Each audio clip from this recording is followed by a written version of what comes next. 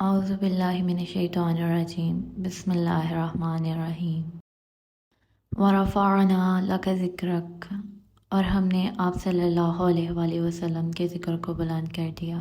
Peer Kamil by Umair Ahmad, باب اول۔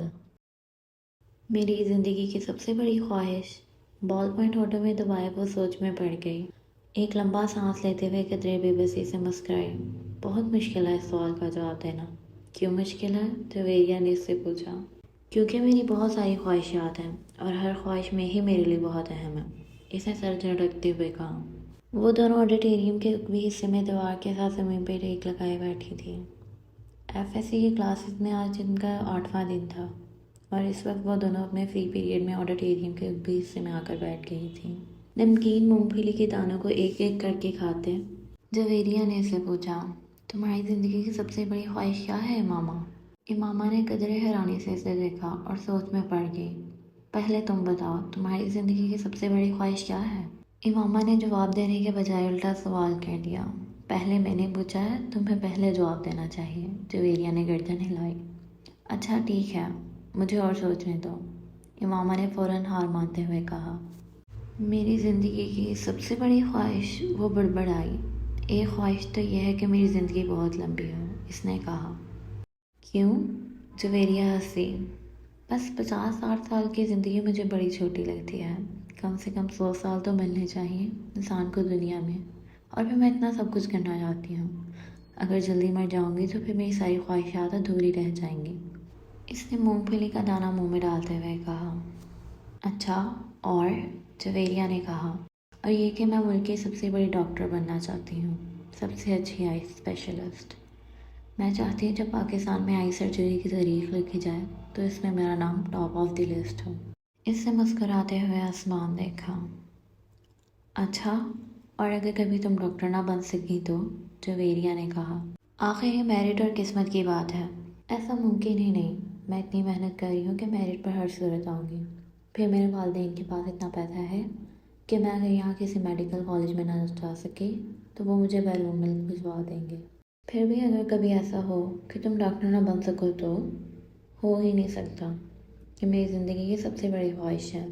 میں اس پروفیشن کے لیے سب کچھ چھوڑ سکتی ہوں، یہ میرا خواب ہے، اور خوابوں کو بھلا کیسے چھوڑا یا بلایا جا سکتا ہے؟ امپاسبل۔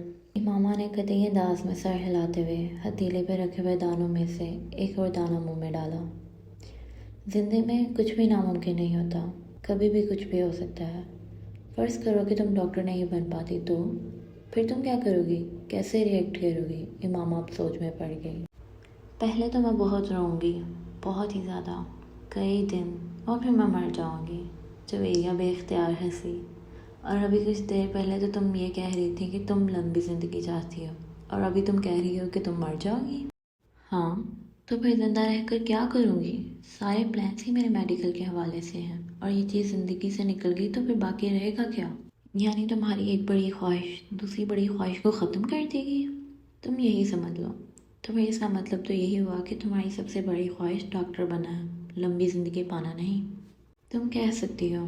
اچھا، اگر تم ڈاکٹر نہ بن سکی تو پھر مرو گی کیسے؟ خودکشی کرو گی یا طبی موت؟ جویریہ نے بڑی دلچسپی سے پوچھا۔ طبی موت ہی مروں گی، خودکشی تو کر ہی نہیں سکتی، امامہ نے لاپرواہی سے کہا۔ اور اگر تمہیں طبی موت آ نہ سکی تو؟ میرا مطلب ہے جلد نہ آئی تو پھر تو تم ڈاکٹر نہ بننے کے باوجود بھی لمبی زندگی گزارو گی۔ نہیں، مجھے پتا ہے کہ اگر میں ڈاکٹر نہ بنی تو پھر بہت جلد مر جاؤں گی، مجھے اتنا دکھ ہوگا کہ میں تو زندہ رہ ہی نہیں سکوں گی۔ وہ یقین سے بولی۔ تم جس قدر خوش مزاج ہو، میں کبھی یقین نہیں کر سکتی کہ تم کبھی اتنی دکھی ہو سکتی ہو کہ رو رو کر مر جاؤ، اور وہ بھی صرف اس لیے کہ تم ڈاکٹر نہیں بن سکی۔ لکس فنی، جویریہ نے اس باعث کا مذاق اڑانے والے انداز میں کہا۔ تم اب میری بات چھوڑو، اپنی بات کرو، تمہاری زندگی کی سب سے بڑی خواہش کیا ہے؟ امامہ نے موضوع بدلتے ہوئے کہا۔ رہنے دو۔ کیوں رہنے دو؟ بتاؤ نا، تمہیں برا لگے گا، جویریہ نے کچھ ہچکچاتے ہوئے کہا۔ امامہ نے گردن موڑ کر حیرانی سے اسے دیکھا۔ مجھے کیوں برا لگے گا؟ جویریہ خاموش رہی۔ ایسی کیا بات ہے جو مجھے بری لگے گی؟ امامہ نے اپنا سوال دہرایا۔ بری لگے گی، جویریہ نے مدھم آواز میں کہا۔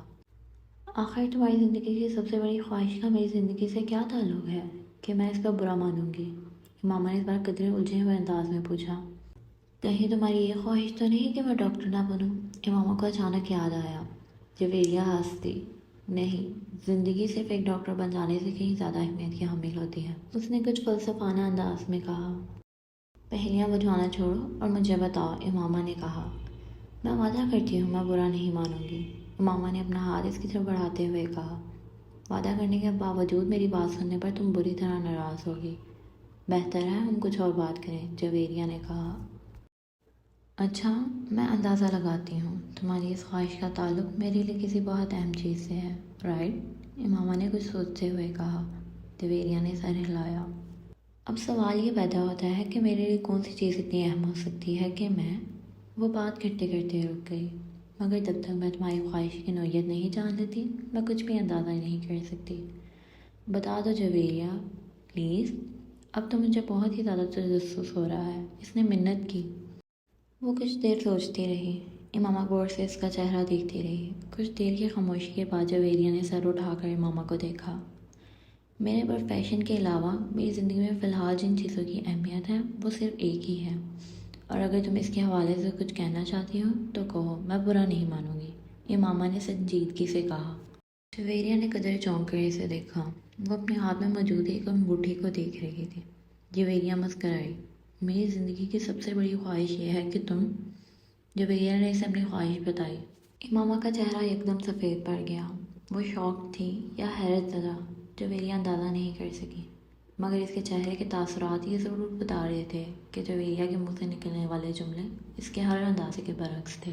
میں نے تم سے کہا تھا نا تم برا مانو گی، جویریہ نے جیسے صفائی پیش کرنے کی کوشش کی، مگر امامہ کچھ کہے بغیر اسے دیکھتی رہی۔ Thank you so much, next part will be upload soon. اگر آپ کو یہ ویڈیو اچھی لگی ہے تو اس کو لائک کریں اور ایک اچھا سا کمنٹ کریں۔ اگر آپ اس چینل پر نئے ہیں تو آپ اس چینل کو سبسکرائب بھی کر دیں اور بیل آئیکن کو پریس بھی کر دیں۔ اللہ حافظ۔